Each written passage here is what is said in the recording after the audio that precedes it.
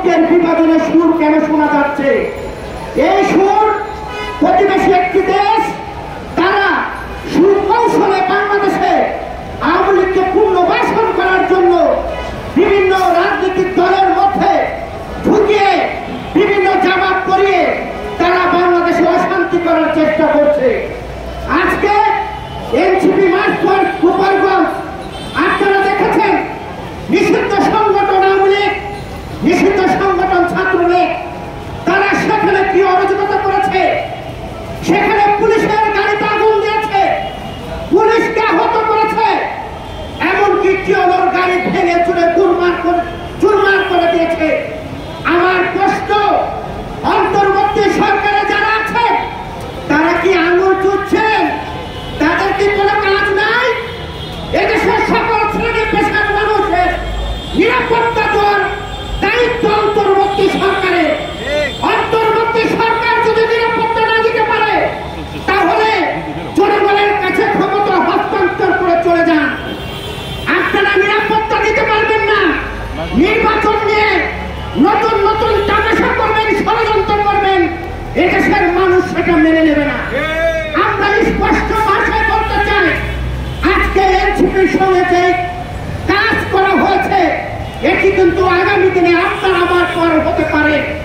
কারণ শেখ হাসিনা পালিয়েছে, শেখ হাসিনার পেতার তারা পালায় নাই। গোপালগঞ্জে যারা এই ধরনের ঘটনা ঘটিয়েছে তাদেরকে বলতে চাই, আপনারা পুলিশের গাড়ি ভাঙেন আর আপাকে দেখান, আপা আমরা দেখেন কি করছে। আপনার আপা সারা বাংলাদেশে আওয়ামী লীগের লোককে বিপদে ফেলে দিল্লিতে মোদির কোলে আরাম আয়েশ করছে।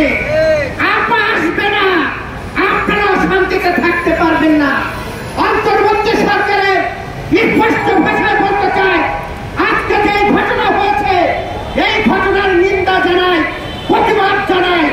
24 ঘন্টার মধ্যে অন্তর্বর্তী সরকার যদি এই ছাত্রলীগ আওয়ামী লীগকে গ্রেফতার না করতে পারে আমরা অন্তর্বর্তী সরকারের পদত্যাগের দাবিতে রাজপথে সোচ্চার থাকবো। আপনারা সরকারে থাকবেন, কোন নেতা নেত্রীর জীবনের নিরাপত্তা দিতে পারবেন না, সেই সরকারে আপনাদের থাকার কথা না। আমি যে কথা বলে শেষ করতে চাই, আজকে কিছু কিছু রাজনৈতিক দল দেশনেত্রী বেগম খালেদা জিয়া, তারেক রহমান, বিএনপিকে নিয়ে গুরুত্বপূর্ণ বক্তব্য দিচ্ছে। এনসিপির নেতারা যেই মার্চপাস্ট কর্মসূচি দিয়েছে, আজকে সেই কর্মসূচি বিনোদনের রূপ নিয়েছে। আমরা পত্র পত্রিকায় সোশ্যাল মিডিয়া খুললে দেখি তারা কোথাও গান গাচ্ছেন, নাই কোথাও গোসল করছে।